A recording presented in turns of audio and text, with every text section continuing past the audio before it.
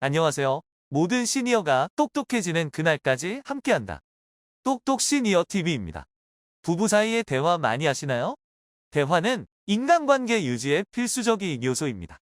자동차 엔진에 윤활유가 없으면 돌아가지 않는 것처럼 사람과 사람 사이의 대화가 없다면 관계는 지속될 수 없습니다. 특히 젊었을 때보다 나이가 들었을 때 부부의 대화는 더 중요해요. 언어에는 언어적 표현이 있고 비언어적 표현이 있습니다. 언어적 표현에는 목소리의 억양, 어조, 강약, 높낮이 등이 있고 비언어적 표현에는 표정, 몸짓, 손짓 등이 있어요. 대화 속에는 상대방에 대한 모든 것이 담겨 있습니다. 긍정적인 관계의 대화에는 밝은 분위기가, 부정적인 관계의 대화에는 어둡고 날카로운 분위기가 있습니다. 색깔로 표현하자면 어떻게 할 수 있을까요? 긍정에는 하늘색, 초록색, 분홍색, 부정에는 검정, 회색이라고 할까요? 두 사람의 관계가 좋은 경우를 상상해 볼까요? 언어적 표현과 비언어적 표현이 어떻게 나타날까요? 아마 이럴 거예요. 상대의 귀에 거슬리지 않는 편안하고 부드러운 억양과 어조, 그리고 적절한 강약과 높낮이로 표현할 것입니다. 듣는 사람도 가볍게 미소를 띠면서 상대의 말에 귀를 기울일 것이고요. 그런데 대화하지 않거나 하더라도 부드럽게 이어지지 않는 부부의 관계를 떠올려 볼게요. 어떤 모습이 떠오르시나요? 일단 표정은 잔뜩 굳어 있거나 진지할 것이고 말에는 보이지 않는 칼이 들어있는 것처럼 날카로울 거예요. 말은 빠르거나 매우 무미건조할 것이고요. 그리고 매우 강하게 말을 할 수도 있겠죠. 여러분의 부부관계 대화는 어떠한가요? 푸른 빛인가요? 검은 빛인가요? 오늘은 귀에 관해 이야기를 하고자 합니다. 귀는 무엇을 하는 기관인가요? 너무 쉬운 질문인가요? 귀의 가장 중요한 기능은 소리를 듣는 기능입니다. 청각 기능이라고 하죠. 이것을 모르는 사람은 없을 텐데 왜 질문을 했을까요? 나이를 먹으면 모든 신체 기관의 기능이 퇴화하는 것처럼 귀 역시 듣는 능력이 떨어집니다. 그런데 소리를 듣는 능력이 떨어지면서 부부 사이가 멀어지기도 한다는 사실 알고 계셨나요? 노년 부부가 싸우는 이유는 여러 가지가 있겠지만 상대 이야기를 잘 듣지 못해서 싸우는 경우가 매우 많다고 합니다. 앞에서 말했듯이 대화는 인간관계에서 가장 기본적인 것입니다. 그런데 상대의 말을 듣지 못하고 또는 듣더라도 정확하게 듣지 못한다는 것은 인간관계의 가장 기본을 하지 못하는 것입니다. 공부를 예로 들어서 생각해 볼게요. 1 더하기 2를 못하는데 9 곱하기 9를 할 수 있을까요? 9 곱하기 9를 못하는데 어려운 수학 방정식을 풀 수 있을까요? 영어를 가지고 생각해 볼까요? 알파벳을 모르는데 외국인과 대화를 할 수 있을까요? 이처럼 기본이 되어 있지 않으면 응용이나 심화의 것을 하지 못합니다. 소리를 듣지 못하면 대화를 할 수 없습니다.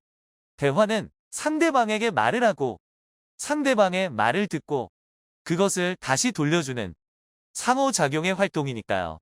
대화가 되지 않으면 상대방과의 관계 단절이 되거나 발전하지 못하는 것입니다. 연애 시절에는 상대방의 흠결도 내가 다 보듬어 주겠다는 마음으로 만남을 시작하고 그것을 유지하죠. 최선을 다합니다. 있는 것 없는 것 다 내어주려고 노력합니다.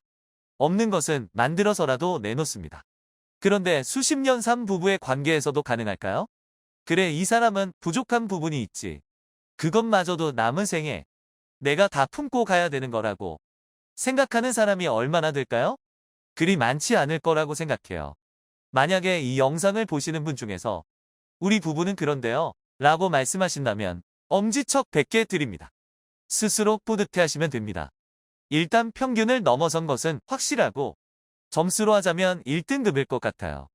헬렌 켈러는 이런 말을 했습니다. 보지 못하면 사물로부터 멀어지지만 듣지 못하면 사람으로부터 멀어진다. 이 말의 뜻이 무엇일까요? 앞에서 대화는 인간관계의 기본이라고 말한 거 기억나시나요? 우리는 내 말을 듣지 않거나 못하는 사람에게 마음을 잘 열지 않습니다. 열었던 것도 닫게 됩니다. 결국에는 마음이 멀어지고 그 사람과의 관계는 끝이 납니다. 예전에 우리 외할머니는 외삼촌 가족과 함께 사셨습니다. 그런데 할머니도 연세가 드시고 청력도 떨어지자 크고 작은 일이 일어납니다. 대표적인 예가 청력과 관련된 겁니다. 귀가 잘 안 들리신 할머니는 밤마다 TV의 소리를 가장 크게 트셨습니다. 생각해보세요. 다른 가족들은 밤에 잠을 자야 하잖아요. 하루 이틀이면 모르겠지만 그것이 매일 반복이 된다면 스트레스는 상상할 수 없는 수준일 겁니다.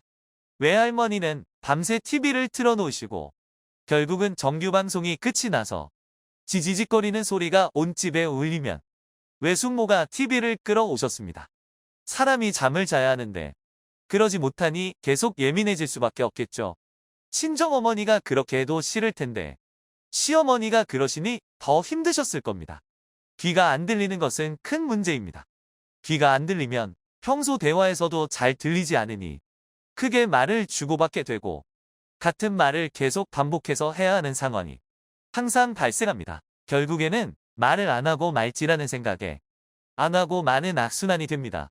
대화에 단절이 오면서 인간관계도 멀어지거나 끊어지게 됩니다. 날카롭게 되고 차갑게 됩니다. 한겨울에 해도 들지 않고 난방도 되지 않는 차가운 방 안에 혼자 있는 느낌이라고 할까요? 한 신문 기사에 따르면 노인성 난청은 고주파 영역에 청력 감소가 나타나기 때문에 높은 자음소리 스, 츠, 트, 프를 잘 알아듣지 못한다. 말소리는 들리지만 이해를 잘하지 못하는 증상을 보인다. 즉 간다, 잔다, 판다, 산다, 한다를 구분하지 못하게 됩니다. 부모님이 말을 자꾸 되묻는다든가 전화통화 시 대화가 예전보다 잘 이어지지 않을 때는 노인성 난청을 의심해 볼 만하다고 합니다. 그리고 난청에 대한 효과적인 해결 방법은 보청기 착용입니다. 다양한 이유로 보청기 착용을 하지 않고 난청을 놔두면 듣는 능력이 지켜지지 않고 계속해서 떨어지게 됩니다. 난청이 진행될수록 청각신경과 연결된 대뇌 청각피질의 언어 감별 능력이 줄어 단어를 구별하지 못하고 심한 경우 말을 아예 알아듣지 못하게 됩니다. 하지만 청각 재활이 필요한 중도 이상 난청 인구 중 12.6%만이 보청기를 착용한다는 조사 결과가 있다고 합니다. 보청기 사용률이 선진국보다 턱없이 낮다는 얘기이지요. 이것은 난청 자가 체크리스트입니다.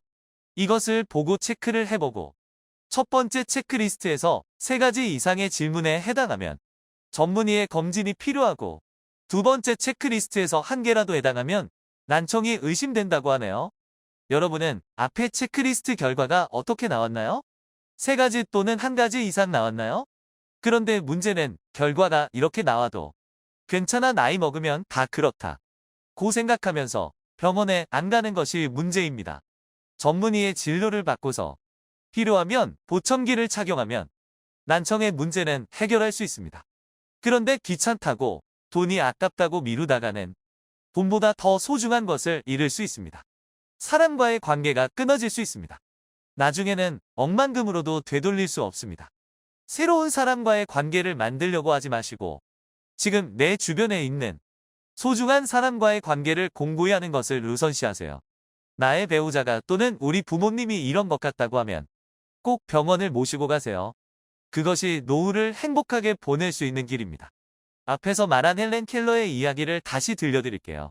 보지 못하면 사물로부터 멀어지지만 듣지 못하면 사람으로부터 멀어진다. 똑똑하고 현명한 제2의 인생 보내시길 바랍니다. 오늘의 영상이 조금이라도 도움이 되셨다면 좋아요, 구독, 알림 설정까지 부탁드립니다. 감사합니다.